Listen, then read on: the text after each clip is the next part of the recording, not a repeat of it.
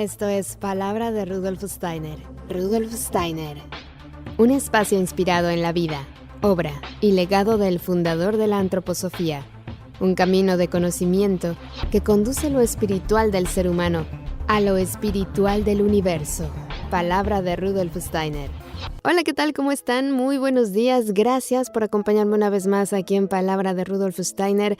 Yo soy Caro Hernández y estoy muy feliz y muy agradecida de poder compartir con ustedes el día de hoy la charla que tuve el honor de tener con Emilio Carrillo. Emilio Carrillo es economista, escritor y conferenciante centrado en la expansión de la conciencia individual y colectiva. Y las palabras que comparte con nosotros en esta charla son como un bálsamo. Espero que lo disfrutes muchísimo, que te sea de utilidad y con mucha gratitud le doy la bienvenida a Emilio Carrillo a este programa. Gracias por aceptar esta invitación, Emilio. Un honor tenerte aquí. Bienvenido a Palabra de Rudolf Steiner. ¿Cómo estás? Encantado de compartir contigo, Carolina, encantado de compartir con tu programa y encantado de aportar algún granito de arena a lo que es la puesta en valor de esa obra inconmensurable que es la de Rudolf Steiner. Así que muchas gracias. Pues gracias a ti por el tiempo, es un honor tenerte aquí. Y bueno, primero quería preguntarte, porque tengo curiosidad, tú eres economista, eres escritor, y ¿cómo es que llega Rudolf Steiner a tu vida? La verdad es que es una historia larga, pero que voy a intentar resumir mucho. Desde muy pequeñito, siendo niño, siendo mis inclinaciones espirituales, conscienciales eran muy potentes, eran muy fuertes. No obstante, hubo una época en mi vida, cuando entré en la universidad, cuando opté por estudiar precisamente economía, donde mis pasos se fueron dirigiendo hacia otras temáticas. No obstante, hace ya bastante tiempo, allá por el año 2000, una serie de circunstancias me llevaron nuevamente a retomar el camino de la espiritualidad y ese camino me fue llevando poco a poco a conocer la obra de sabios, de sabias, de interesarme por las aportaciones de grandes hombres y grandes mujeres a lo largo de la historia de la humanidad, igualmente de profundizar en lo que es lo que algunos han denominado la sabiduría divina o la teosofía, y en ese contexto pues me encontré la obra de Rudolf Steiner, a la riqueza de su contenido en cuanto a la clarividencia de sus aportaciones, exactamente cuando era pertinente. Y sinceramente me ha ayudado a entender cosas que tenía de alguna forma esbozadas, pero eran como piezas de un puzzle que hasta no estudiar la obra de Steiner no conseguí encajar, ¿no? Es algo además en lo que he ido acompañado también de mi esposa, que tiene el mismo sentir que yo y que el descubrimiento de Steiner y el estudio del mismo pues lo hemos llevado de la mano. Hay un tema muy interesante que desarrolla Steiner en su trabajo y es el tema de la doble naturaleza del mal, que se puede decir que es una de sus grandes aportaciones, ¿no? Él es el que designa a Lucifer y Ahriman. Y me parece interesante porque eso tiene que ver un poco con la conciencia que debemos ir desarrollando, ¿no? Ser conscientes de que existen seres que funcionan o que tienen ciertas fuerzas que pueden ejercer en nosotros y que tenemos que tener presentes para no caer o para cuidarnos de ellas, ¿no? Por así decirlo. Sí, una de las aportaciones que más me han enriquecido de Rudolf Steiner es precisamente el análisis que él hace de la influencia en la humanidad y en nuestro proceso evolutivo y consciencial de lo que podríamos denominar las fuerzas espirituales involutivas. Fuerzas espirituales involutivas. Ciertamente son muchas las tradiciones espirituales que nos muestran que junto con fuerzas espirituales evolutivas, es decir, que están al servicio de la vida, están al servicio de los demás, etcétera, hay otras fuerzas espirituales que se caracterizan por todo lo contrario. Son involutivas y están al servicio de ellas mismas. Lo cual no quita que no sean fuerzas espirituales, que lo son, porque su existencia, su vivencia, se corresponde con planos que para nosotros son planos, aquí en el plano humano son planos sutiles. A partir de este análisis, la obra de Steiner no se conforma con hablar de las fuerzas espirituales involutivas, que tienen distintos nombres, ¿no? En la tradición cristiana es, por ejemplo, el caso de Satanás, ¿no? Para otras tradiciones se le llama Sohat, en fin, el nombre es lo de menos. Lo importante es que Steiner nos pone en evidencia que dentro de la influencia de esas fuerzas espirituales involutivas con relación a esta humanidad y con relación a este planeta, hay que diferenciar muy bien entre las fuerzas que podemos calificar como de preponderancia caliente y las de preponderancia fría. Es como, dicho coloquialmente, Carolina, tal como lo entiendo, tal como lo he entendido de la lectura y el estudio de Steiner, como si las fuerzas, entre comillas, que están relacionadas con Satanás, a la hora de actuar, actuaran con una doble cara, con una doble posibilidad. La posibilidad caliente, que también históricamente podemos denominar luciférica, que fue la primera en aparecer, o la alternativa o la opción fría, que en palabras de Steiner tiene que ver con Ahriman, con lo arimánico, que es lo que viene a continuación. Entonces, a lo largo de la humanidad podemos ver cómo las influencias de esas fuerzas espirituales involutivas en torno a Satanás han sido preponderantemente luciféricas, preponderantemente calientes. Incluso Steiner nos hace referencia a la encarnación de esa fuerza involutiva satánica, de la misma forma que lo crístico encarna en un momento concreto en Jesús de Nazaret, miles de años antes, previamente a la encarnación crística en Jesús de Nazaret, se produce la encarnación satánica luciférica. Y lo que imprime es una influencia de tipo caliente.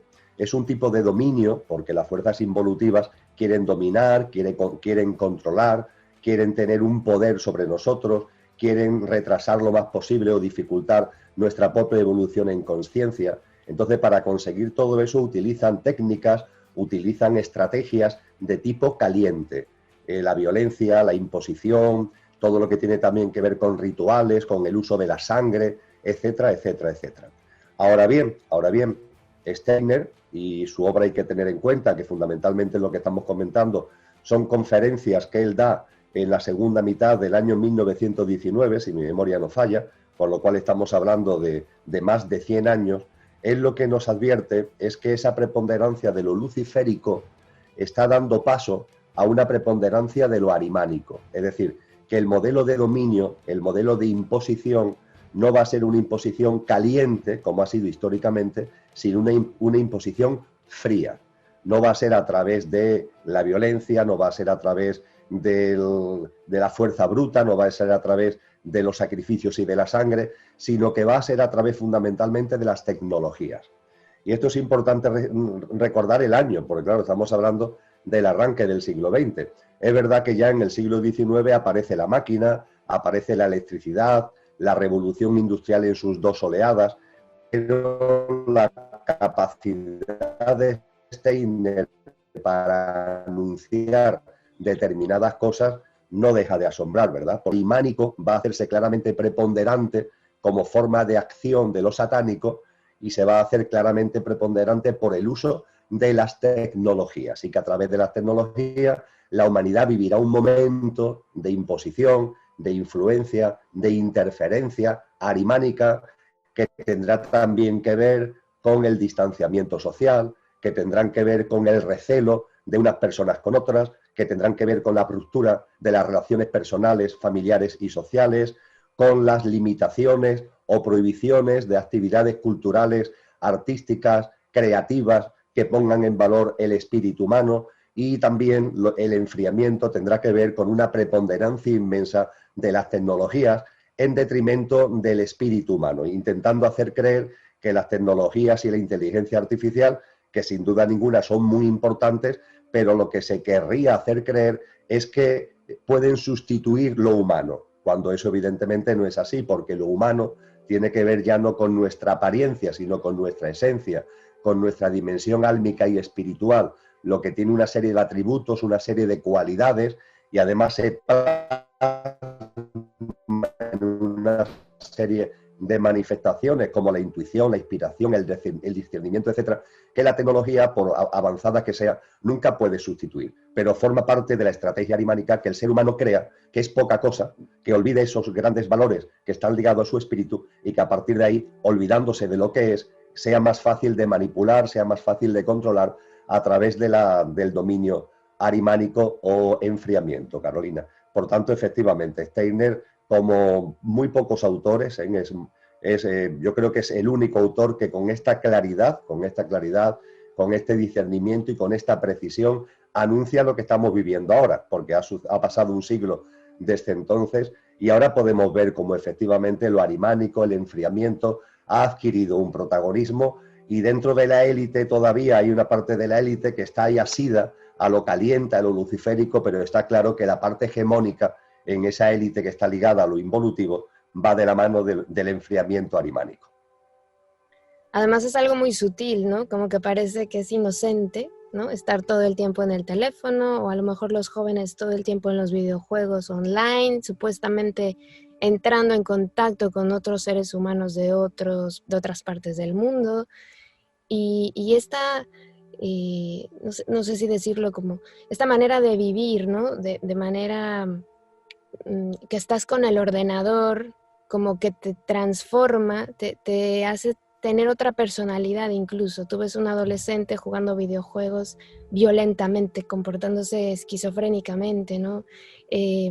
Y cuando lo ves en la vida cotidiana, cuando tiene que salir al mundo, convivir con seres humanos, no sabe comportarse, no sabe comunicarse con el otro, no sabe conectar con el otro.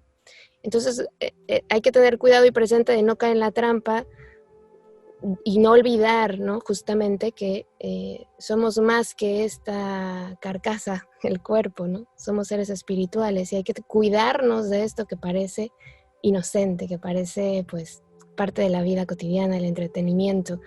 Hay que incluso dejamos de convivir con nuestros hijos por estar al pendiente de las noticias, del contacto con los que es de manera digital, ¿no? Es un poco no sé, peligroso en ese sentido, de perder la conciencia de eso. Efectivamente, Carolina, el enfriamiento, el estar pendiente de esas tecnologías, con el olvido de lo que realmente somos, todo ello, además de lo que tú compartes, con lo que estoy absolutamente de acuerdo, también tiene un corolario, también tiene una derivación, y esa derivación es la indiferencia. Es decir, el enfriamiento termina haciendo al ser humano indiferente ante lo que ocurre a su alrededor. El ser humano vive en una especie de burbuja, en este caso de burbuja fría, de burbuja arimánica, distanciado de los demás, con relaciones frías con los demás a través de las tecnologías que, como tú muy bien apuntas, no tienen nada que ver con lo que son las relaciones personales y las relaciones sociales, que se van incluso olvidando lo que significan y lo que suponen. Y todo eso finalmente lo que va introduciendo a la persona, al hombre y a la mujer, al chico y a la chica, lo va introduciendo en el olvido de lo que realmente es y en el aferramiento, en la única percepción de lo perecedero que hay en la persona, pero con el olvido de lo imperecedero que hay en todo ser humano, con el nombre que cada uno le quiera dar, con la denominación que cada uno crea oportuno, pero lo cierto es que en el ser humano hay un componente que no conoce la muerte, y ese componente que no conoce la muerte, esa esencia, que no es la apariencia, esa esencia constituye nuestro verdadero ser, precisamente por eso, porque no es efímero, sino porque es imperecedero. Pues bien, toda esta dinámica arimánica de enfriamiento implica el olvido rotundo de esta circunstancia que es básica, claro. No es lo mismo vivir creyéndote que eres la apariencia que va a terminar sus días enterrado en el cementerio o incinerado en el crematorio, que vivir sabiendo que tú eres algo más que lo que va a terminar ahí en la chatarrería, como yo digo. No somos el coche, somos el conductor que ha encarnado en el coche para vivir la experiencia humana.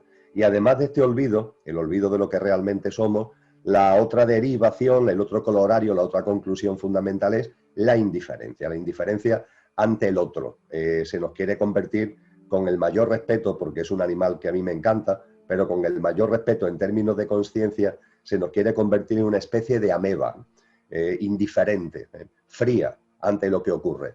Y que ante las circunstancias del mundo, pues en lugar de practicar la veracidad, y la veracidad no solamente significa no mentir, la veracidad también significa buscar la verdad, y buscar la verdad en la realidad en la que vivimos. Entonces, en lugar de buscar la verdad, en lugar de practicar la veracidad, pues esa indiferencia y ese enfriamiento nos lleva a hacer nuestro, sin rechistar, el pensamiento único, las versiones oficiales, y todo eso va moldeando la mente de una manera uniformista. Es decir, que el ser humano se va convirtiendo en una especie de cadena, de un gran eslabón, de unos grandes eslabones, donde todos somos iguales, entre comillas, todos somos fríos, indiferentes, muy pendientes de nosotros e indiferentes con relación a los demás, y finalmente una humanidad que se convierte en fácilmente manipulable. Hay que tener en cuenta, Carolina, que posiblemente esta transición que comparte Steiner y que acabo de resumir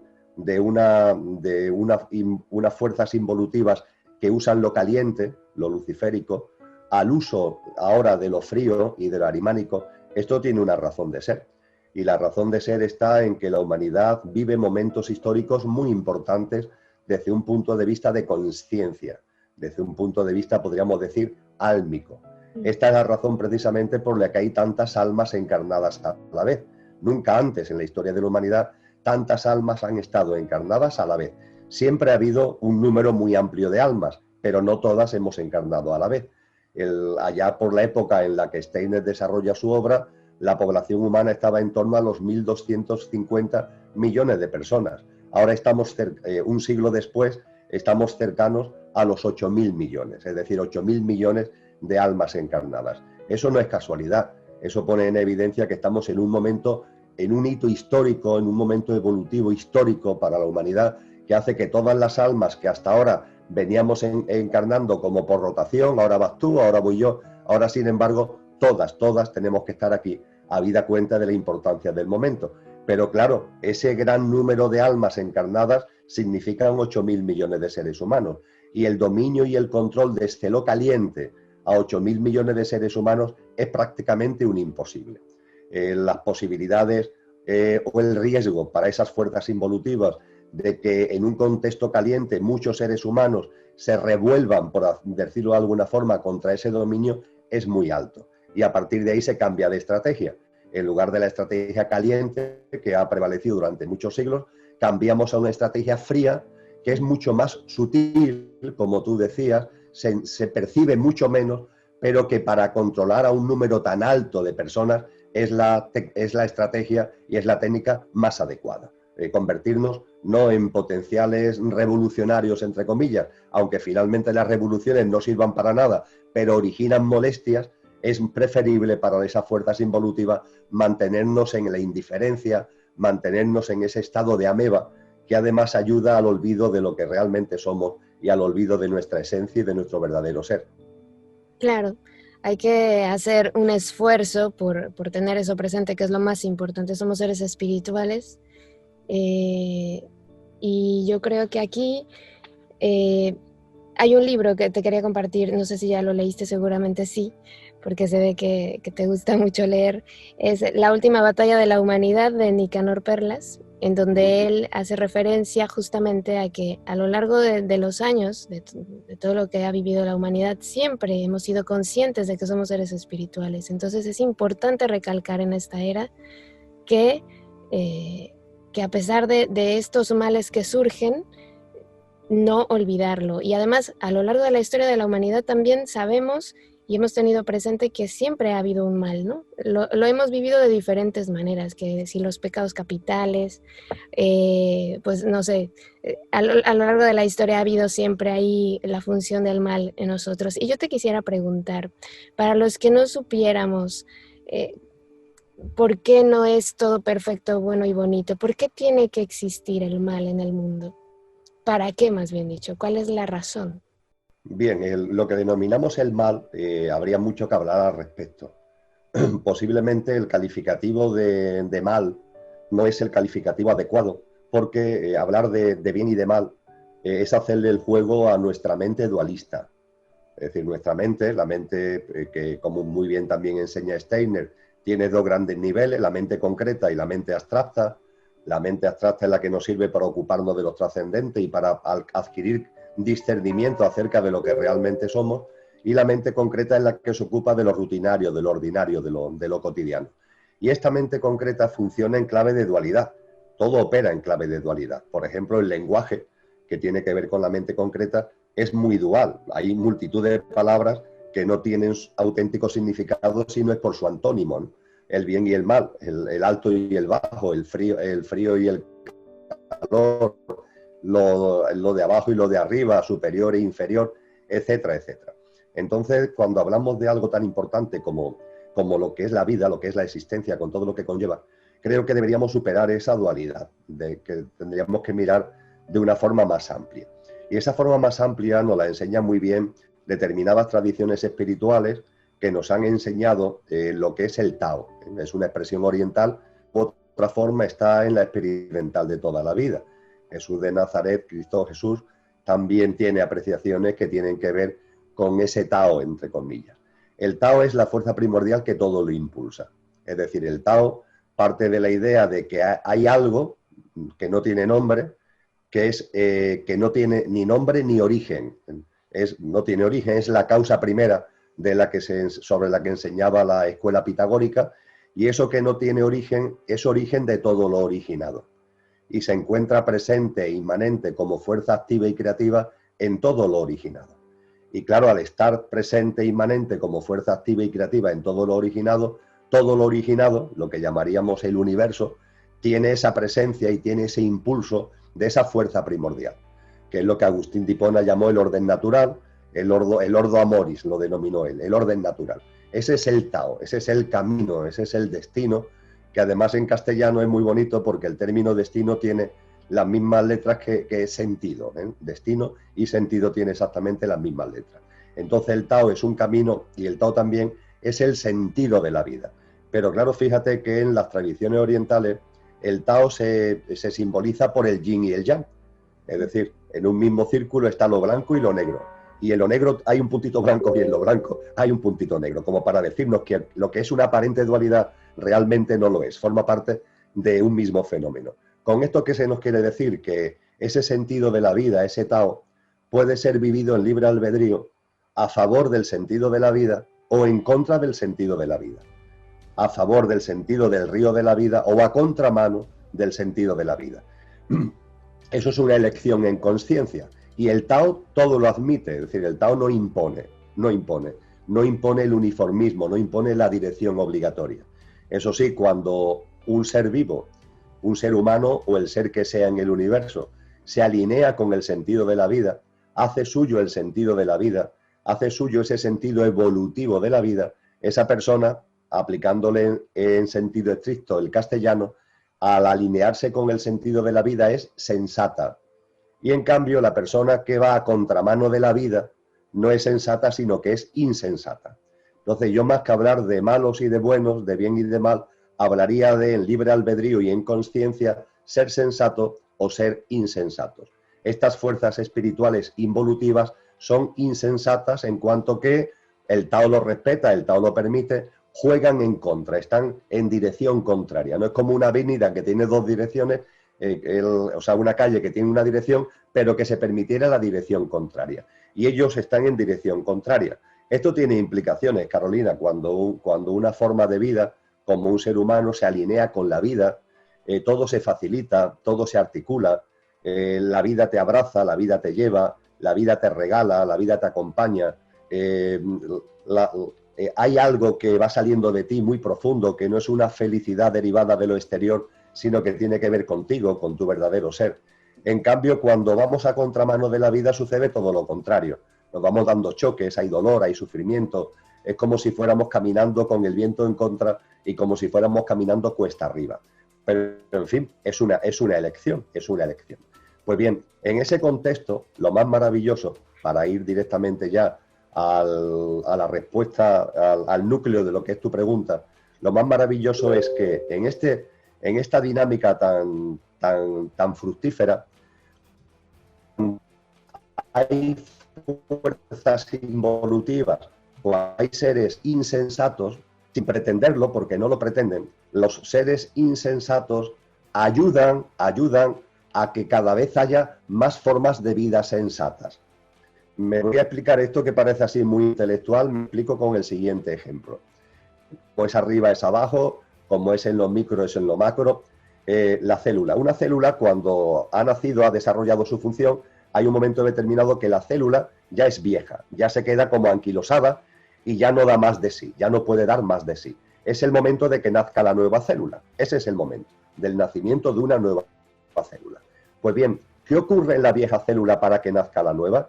Pues en primer lugar, dentro de la vieja célula van adquiriendo un protagonismo cada vez mayor, unas fuerzas creativas evolutivas que cuando adquieren suficiente potencia plaf, dan lugar al nacimiento de la nueva célula.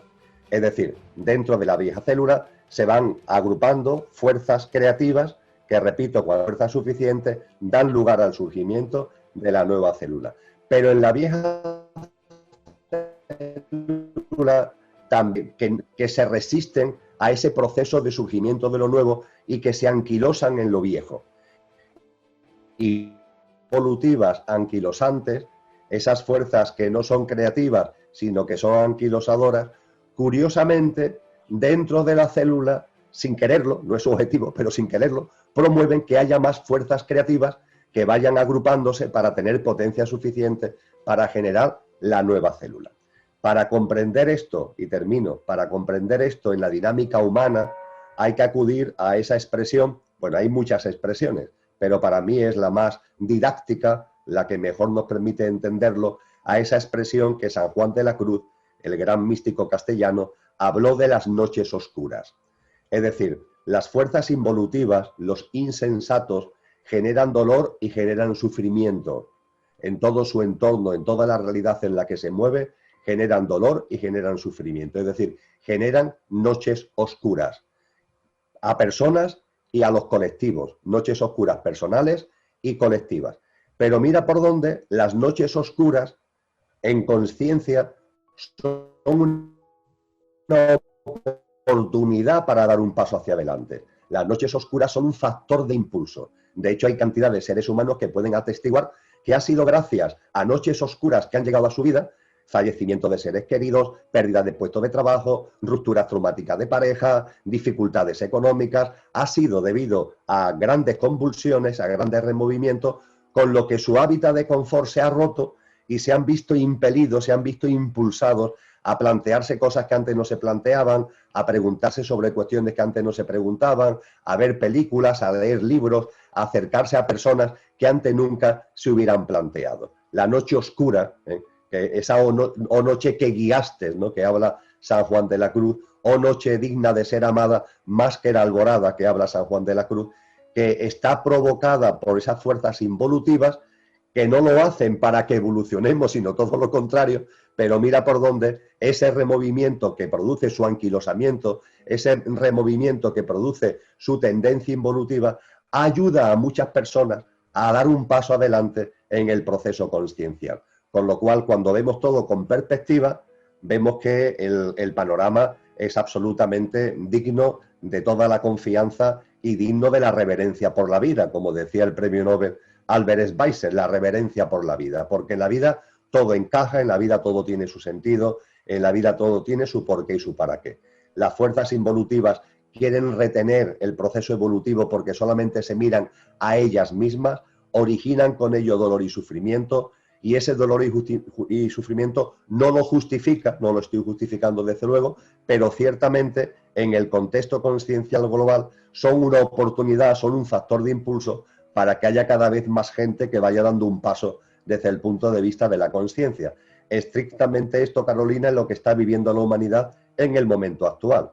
Lo que hemos hablado de la célula, todo lo que venimos compartiendo sobre el Tao, explica muy bien el momento concreto que está viviendo la humanidad. Aquí estamos viviendo circunstancias distópicas que está provocada por una minoría involutiva, pero todas estas circunstancias a su vez están posibilitando que cada vez más seres humanos, en sus experiencias personales y colectivas, estemos percibiendo cosas, nos estemos dando cuenta de cosas, estemos tomando conciencia y estemos dando un paso en nuestra evolución en conciencia, es decir, en el darnos cuenta de lo que realmente somos, esa esencia que anteriormente comentamos, y el llevar a cabo una práctica de vida que cada vez sea más coherente y más consistente con eso que realmente somos. Me queda un poco la curiosidad de saber, ahora que dijiste que hay muchísimas almas encarnadas actualmente, te quería preguntar, porque no todas las almas que están aquí encarnadas tienen el mismo nivel evolutivo, tampoco.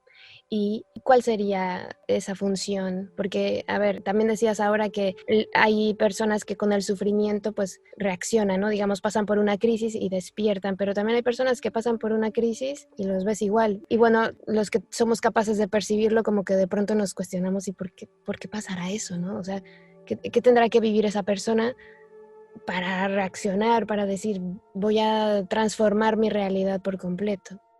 todo lo que son las aportaciones de Steiner, como hemos venido ya apuntando, hay un estudio muy riguroso, ahí se ahonda de una forma muy consciente en todo lo que son las fuerzas espirituales y su interrelación con la evolución humana. Además de las fuerzas espirituales involutivas, por supuesto que tienen también un gran protagonismo las fuerzas espirituales evolutivas.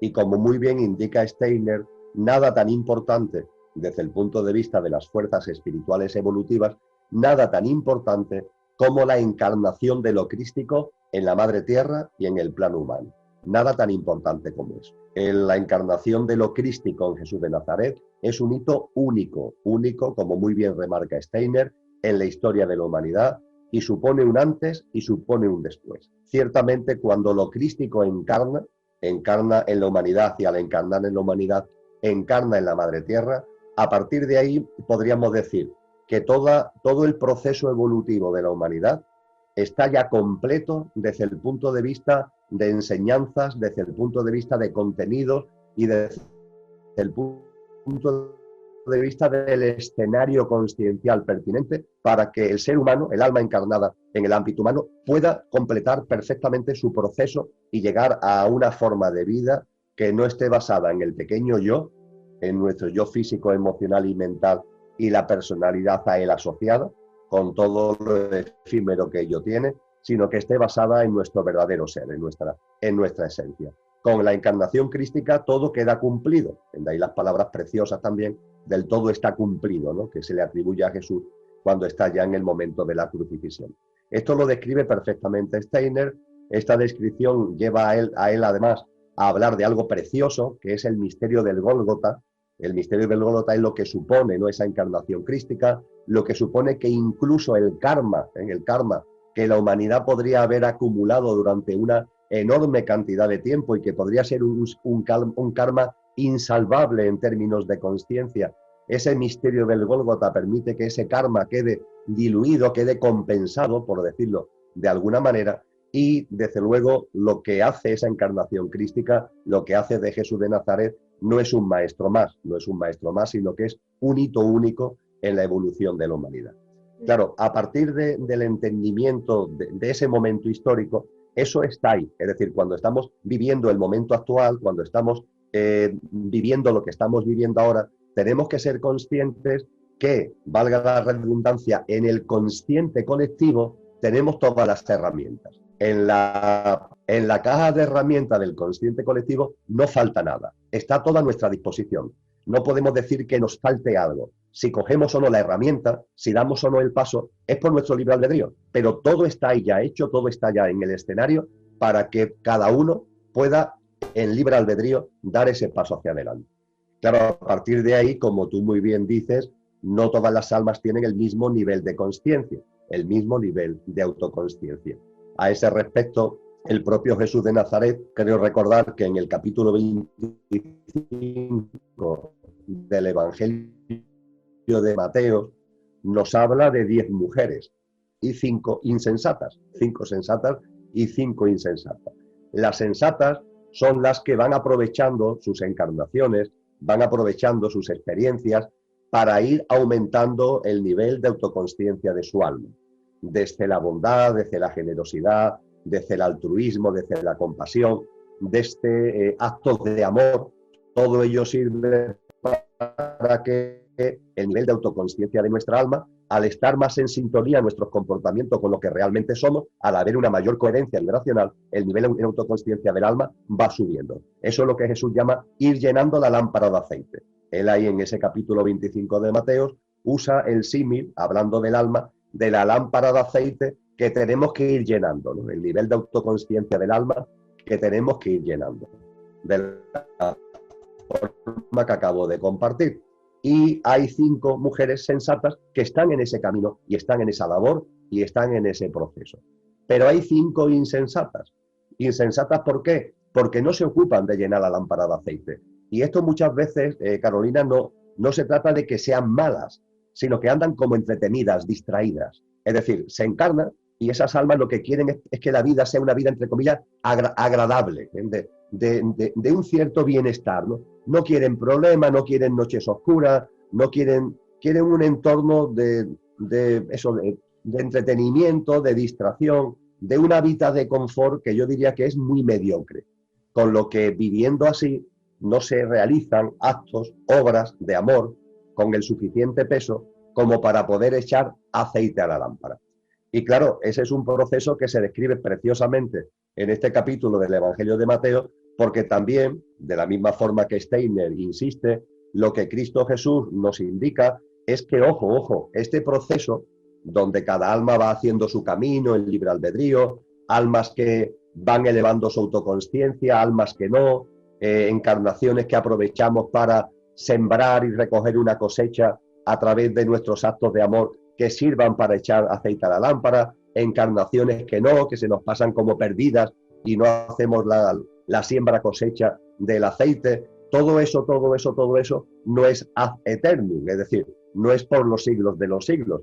Eso tiene un fin, entre comillas, porque todo tiene un fin. Todos los ciclos no son ciclos indefinidos, sino que los ciclos tienen un comienzo y tienen un fin. Y nos enseña Cristo Jesús, y hace suyo Steiner, que esta generación humana, esta humanidad, es también un ciclo. Es un ciclo que se inició, es un ciclo que se desarrolló y es un ciclo que está llamado a terminar para dar lugar a otra nueva generación humana, como si se tratara de una célula, ¿no?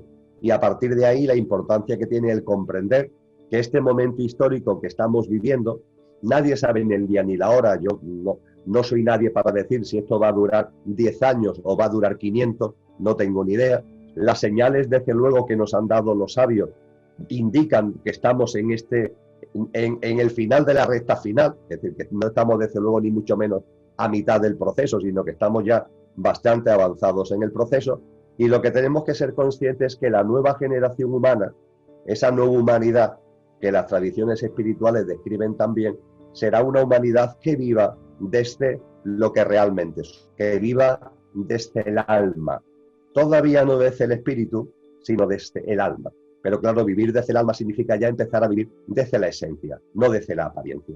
Y esa humanidad, esa nueva generación humana, para que sea así, solamente van a poder encarnar almas que en autoconsciencia, en nivel de aceite, en escala vibracional, tengan sintonía con esa nueva humanidad y con esa madre tierra que también será una nueva tierra porque también está en su ciclo evolutivo. Es decir, lo que nos enseña Steiner, lo que nos enseña la antroposofía y la teosofía, y lo que nos enseñan tradiciones espirituales como el cristianismo, es que el ciclo evolutivo humano tiene un momento álgido donde hay algo tan importante como el surgimiento de una humanidad que ya no vive desde la apariencia, desde el coche, sino desde la esencia, el conductor, y que en esa humanidad nueva solo podrán encarnar almas que tengan el mínimo nivel de aceite requerido para poder estar en esa humanidad. No se trata de tener llena la lámpara de aceite, pero tener el mínimo nivel requerido, porque si no tienes ese mínimo nivel de autoconsciencia vibracionalmente, en sintonía, esas almas seguirán otro camino consciencial, pero no podrán encarnar en esa humanidad. En ese Evangelio 25 de Mateo, las 10 mujeres saben que en un momento determinado se abrirán las puertas del banquete nupcial. Pero claro, las 5 insensatas dicen, esto vete a saber cuándo es, ya veremos. Bueno, y lo cierto es que hay un momento determinado donde se abren las puertas del banquete, pueden entrar las 5 que tienen el nivel mínimo de aceite requerido para participar de esa nueva humanidad, y las otras 5, pues aunque llaman a la puerta, metafóricamente, llaman a la puerta, hay una voz desde dentro que le dice, alejaos porque no os conozco. No hay una resonancia vibracional con esa nueva humanidad. Este es el corte del que tanto habló Cristo Jesús, y este es el corte que tenemos que ser conscientes, que el libre albedrío, por supuesto que podemos hacer lo que consideremos oportuno, pero que hay ciclos, y los ciclos, por supuesto, son independientes de nuestro libre albedrío. A lo largo del año tenemos invierno, primavera, verano, otoño, y eso no tiene que ver con nuestro libre albedrío. Nuestro libre albedrío nos lleva a que cada uno vive como vive el invierno, la primavera, el verano, el otoño. Uno lo vive de una forma, otro lo vive de otra. La diferencia no está en el qué, sino en el cómo se vive el qué. Pero el qué, este proceso cíclico, es un proceso que Steiner describe meridianamente bien. Pues qué importante esto que has dicho de la distracción y sí suele pasar, ¿eh? Y además yo creo que dentro del nivel de conciencia hay, eh, ocurre otro, o sea, porque podemos ser muy conscientes a la hora de estudiar, ¿no? A lo mejor de ser muy intelectuales, de ser muy capaces. A lo mejor soy muy buena en las matemáticas, a lo mejor soy capaz de ganar mucho dinero y construir empresas y hacer negocios y luego pues puedo ser también muy arrogante, muy prepotente. eh, entonces ahí pues digamos que la gente muchas veces confunde el nivel de conciencia con otras capacidades que tiene el ser humano, ¿no? Entonces es muy importante trabajar en esto que dices tú, en nuestro ser espiritual, nuestra esencia. Y Steiner dio muchas claves, ¿no? Dio muchas herramientas para ser conscientes de ello. Yo no sé si tú, además de Steiner, tengas algún otro filósofo o si quieras mencionar algunas de Steiner que a ti te parezcan más importantes a la hora de trabajar y esta parte espiritual. Por supuesto que Steiner tiene para mí mucha importancia, otras aportaciones, y yo lo resumiría de la siguiente forma, Carolina. Cuando vivimos apegados a lo que no somos, es decir, cuando vivimos aferrados al pequeño yo, cuando vivimos bajo los parámetros y los paradigmas de lo efímero que hay en nosotros, se vive de una determinada manera. En cambio, cuando vamos percibiendo, vamos tomando conciencia, nos vamos dando cuenta de que en los seres humanos y por tanto en cada uno de nosotros hay esa esencia a la que venimos haciendo reiteradas menciones, lo lógico es que eso no se quede en un conocimiento intelectual. Es decir, no basta con decir, ya me he dado cuenta que hay en los seres humanos y también por tanto en mí algo que no va a conocer la muerte, algo que es inmortal, algo que tiene una esencia divina, pero claro, eso no se puede quedar en el conocimiento intelectual. Eso conlleva una práctica de vida, con lo que nos encontramos, hablándolo con mucha claridad, ante dos modelos de vida que son muy distintos entre sí. El modelo de vida cuando una persona vive desde su pequeño yo, desde la apariencia, desde lo efímero, y el modelo de vida de las personas que no desde la intelectualidad, sino desde la práctica de vida, empiezan a vivir coherentemente con lo que realmente somos, con la esencia. Cristo Jesús lo llama a esto nacer de nuevo. Es una expresión preciosa. El pasar de un modelo al otro modelo, de una forma de vida a la otra forma de vida, es nacer de nuevo. Es decir, tienes que morir a una forma de vida, y esto es una práctica, esto no es una teoría. Tienes que morir, tienes que dejar conductas, comportamientos, hábitos, etcétera, de esa vieja forma, tienes que morir a ello y resucitar, una resurrección en vida, resucitar a una nueva forma de vida. Ese es el nacer de nuevo. Y ese nacer de nuevo tiene una práctica concreta y específica que además los maestros y los sabios han insistido mucho como es, Carolina. Desde muy antiguo, desde hace muchísimo tiempo, desde Parménides, Pitágoras y Platón, desde Lao Tse y Confucio, desde todas las tradiciones espirituales de las escuelas de Cienflores de Zoroastro y el zoroastrismo, los profetas hebreos, las escuelas de misterio de Egipto, etcétera, etcétera, etcétera. Es una amplitud inmensa que, por supuesto, tiene una culminación en el famoso Sermón de la Montaña de Jesús de Nazaret, capítulos 5, 6 y 7 del Evangelio de Mateo, que es una práctica de vida enormemente compacta y enormemente consistente, para que no te despistes. La verdad es que ya desde dentro, cuando uno va viviendo desde la esencia, eso lo va sintiendo de motu propio, pero incluso está perfectamente descrito, nos lo han descrito perfectamente por si alguno tuviera duda. ¿Y de qué se trata? Pues se trata de vivir, como hemos dicho, en coherencia con la esencia. ¿Y eso qué significa? Bueno, pues eso son prácticas de vida, Carolina, que yo me he atrevido a resumir en 25 botones de muestra. Por tanto, es un número considerable que escapa de nuestro encuentro, ¿no? El poder hacer el desgranar cuáles son esas 25 prácticas. Tengo un blog que es El Cielo en la Tierra. Si se entra a través de cualquier buscador en El Cielo en la Tierra, debajo del contador de visitas se puede descargar el documento Disidencia Consciente, donde están esas 25 prácticas de vida. Y son prácticas de vida muy rutinarias. Es el decirle adiós a una vida basada en el estrés, en el culto a la velocidad, en el estar siempre corriendo, en el estar siempre con la lengua afuera, donde no hay espacio de silencio, donde no hay espacio de encuentro con uno mismo, donde no hay espacio de respiración consciente. Se le dice adiós a eso y empezamos a vivir una vida que es más sencilla, pero a su vez siendo más sencilla, es más plena.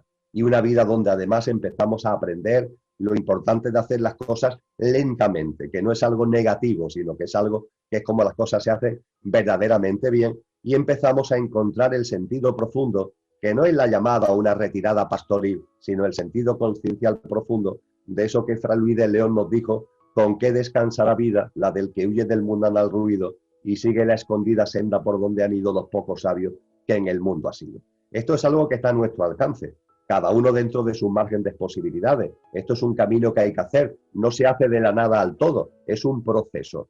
Pero esta vida sencilla, esta vida que cada vez está mirando más la naturaleza, que está mirando más a todo lo que nos rodea, que mira también hacia adentro, que mete en nuestra práctica de vida espacio de respiración consciente, de silencio, de meditación. Esto es una pieza clave, es algo fundamental, es algo absolutamente clave y fundamental el empezar a dejar atrás todo lo que es la idea de acumulación, de tener, de retener, de poseer, todo el lío, ¿no?, que nos metemos en esta economía tan tremenda que nos va absorbiendo como arena movediza, y nos vamos dando cuenta de que la vida es otra cosa, nos vamos dando cuenta del milagro de compartir, que cuando se da, recibimos siempre mucho más de lo que damos.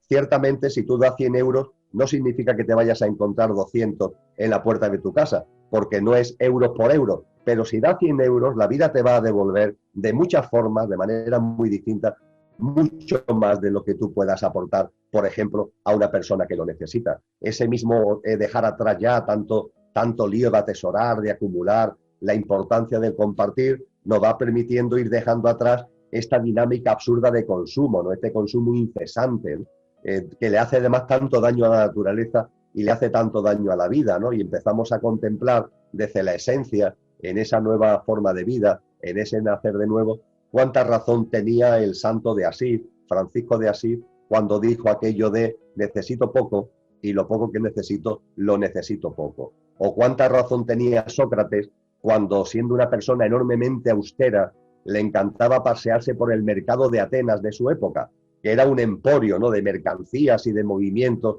en el Mediterráneo de entonces. Y le preguntaban los amigos a Sócrates: Sócrates, si tú no compras nada, si eres tan austero, ¿por qué te gusta tanto ir a pasear por el mercado? Y contestaba él: para darme cuenta de la cantidad de cosas que no necesito. Para darme cuenta de la cantidad de cosas que no necesito. Ese consumismo que nos va absorbiendo, lo vamos dejando atrás. Eso hace que también nos vayamos planteando una alimentación consciente, una alimentación que no se base en el daño a otra forma de vida, que no se base en el comer cadáveres, que origina daño a otras formas de vida y además nos daña en nuestra salud. Hablando de salud, y en esto Steiner insistió muchísimo, el empoderamiento, ¿no?, la nueva forma de vida, significa que no vas por la vida despreocupado de la salud y cuando te pones enfermo, para eso están los médicos. No, por favor, no. Tú tienes una responsabilidad para con tu propia salud, tienes que empoderarte, tienes que hacer una práctica de vida saludable, tienes que conocer productos naturales, sustancias naturales que te vienen bien a ti, porque son distintos lo que le viene bien a uno y lo que le viene bien a otro, y en definitiva tú tienes que coger la rienda de tu salud. No puedes tener lo que sucede en la sociedad actual, este absoluto olvido de la salud, y cuando me pongo malo ya alguien me atenderá. Esto es un disparate en términos de conciencia. Fíjate, Carolina, lo que son las relaciones con los demás. En la vieja forma de vida, las relaciones con los demás se basan en la imposición. Es una reproducción de lo que enseñan las fuerzas involutivas, imponer. La gente quiere imponer su criterio, la gente quiere llevar razón, la gente quiere decir: no, el que estoy en posesión de la verdad soy yo y tú estás equivocado y te voy a convencer, y si no te convenzo me enfado. A eso le decimos también a Dios, y entramos a una forma de vida donde cada uno compartimos con libertad, faltaría más, tal como las cosas las vemos, pero sin querer convencer a nadie. Además, percibiendo que la diversidad, el que una persona piense A, que otra persona piense B, eso, lejos de ser algo negativo, entre comillas, es algo fructífero, es algo que nos enriquece absolutamente a todos, ¿no? Y podríamos seguir con otras prácticas, Carolina, pero creo que con los botones de muestra que he compartido he intentado ir al grano, en el sentido de que, efectivamente, como tú decías, esto no son temas intelectuales, esto no se trata de leer libros. Está muy bien leer libros, está muy bien tener ese conocimiento. Ahora bien, la práctica de vida es la práctica de vida desde que te levantas hasta que te acuestas e incluso a través de sus sueños, en tus obras, en tus pensamientos y en tus emociones. De eso se trata. Y efectivamente, ahí Steiner y otros grandes sabios nos han dejado todo un menú de prácticas enormemente ricas que, insisto, salen de dentro. Es algo que cuando va entrando en esa dinámica van saliendo solas. Pero no está de más, no está de más que tengamos ahí ya una guía que nos sirve de orientación en momentos muy concretos. Pues maravilloso todo lo que dices, Emilio. Ojalá tuviéramos más tiempo para charlar. Lamentablemente solo es 1 hora, pero todo lo que has dicho es tan hermoso porque, no sé, trabajar toda esta conciencia me ha parecido de verdad precioso. Y bueno, ojalá la gente acuda a tu blog, que ahí es donde dices que podemos encontrar pues herramientas, consejos en caso de que no sepas, en caso de que a lo mejor no te guste Steiner, ¿no? A lo mejor puedes encontrar pues otro tipo de, no sé, escritos que hayas dejado por ahí, que les pueda servir, porque la intención de este programa y la intención de todo lo que hacemos en Palabra de Rudolf Steiner justamente es que los temas les sean de utilidad, que les aporten algo a su vida, que los motiven a hacer algo, a transformar su realidad y a crecer, porque como decías, ¿no? O sea, yo también creo que en el inconsciente colectivo se acumula información y algunas veces siento que llueve esa información en otras personas y entonces como que empiezan a sentir la necesidad de, ay, como que me dan ganas de hacer esto, y no sé por qué, pero y luego te encuentras otras personas y dices, ay, yo también, y coincidimos, ¿no? Que nos dieron ganas de leer estos libros y saber más de este tema, porque yo creo que si cada vez somos más los que tenemos esta conciencia, vamos a ir contagiando, ¿no? Lo que decían del centésimo mono. Entonces, bueno, pues yo te agradezco muchísimo todo lo que haces, lo que aportas, porque bueno, te vemos en las redes hablando, compartiendo y pues te lo agradecemos muchísimo. Gracias por este tiempo que nos has concedido, que sabemos que tienes la agenda bastante apretada. Pues el agradecimiento, como decía al principio, Carolina, es mío. Muchísimas gracias. Para mí es un placer estar en un programa dedicado ni más ni menos que a Steiner. Os alabo por la iniciativa, Ojalá hubiera muchas plataformas de divulgación de una sabiduría tan profunda como la que Rudolf Steiner nos aportó. Y seguro que estáis haciendo una labor maravillosa de aportaciones al consciente colectivo. Porque como tú muy bien has apuntado, Carolina, y ya termino, no voy ahora a volver otra vez a dar ahí una intervención larga, pero es cierto que cuando vas avanzando en el camino de la consciencia, es decir, cuando has dejado atrás una forma de vida, has muerto a esa forma de vida y has resucitado para nacer de nuevo, cada vez te das cuenta más que lo importante de ese nacer de nuevo ya no es tanto para ti, ya no es tanto para ti. Durante mucho tiempo estamos intentando crecer, despertar, evolucionar, con una mirada muy hacia nosotros mismos, ¿no? Pero hay un momento determinado que te das cuenta que lo más importante de que cuando una persona da un pasito, sea tú, sea yo, sea quien sea, lo más importante es que cuando nosotros damos un pasito, estamos aportando un grano de arena al consciente colectivo. Y cuanto más alto sea el consciente colectivo, eso favorece que la humanidad pueda evolucionar en conciencia con el viento a favor. Si el consciente colectivo fuera bajo, la evolución en conciencia de cada uno tiene que ser de cada uno, pero es como ir con el viento en contra. En cambio, cuando vamos avanzando y vamos incrementando el consciente colectivo, es facilitar el escenario para que el camino lo hace cada uno, pero con el viento a favor. Y eso es lo realmente importante, ¿no? Eso es lo realmente importante, que cuando tú o yo damos un paso, lo de menos, fíjate, es lo que nos sirve a cada uno, que bienvenido sea. Lo más importante es que estamos aportando un grano de arena para ese consciente colectivo y, por tanto, facilitando el camino de cada cual, el camino de todos los seres humanos, porque en definitiva de lo que se trata precisamente es de eso, ¿no? De que en esa nueva humanidad estemos el mayor número de almas encarnadas posible. Así que muchísimas gracias, Carolina, y para mí ha sido un placer compartir contigo y con tu programa.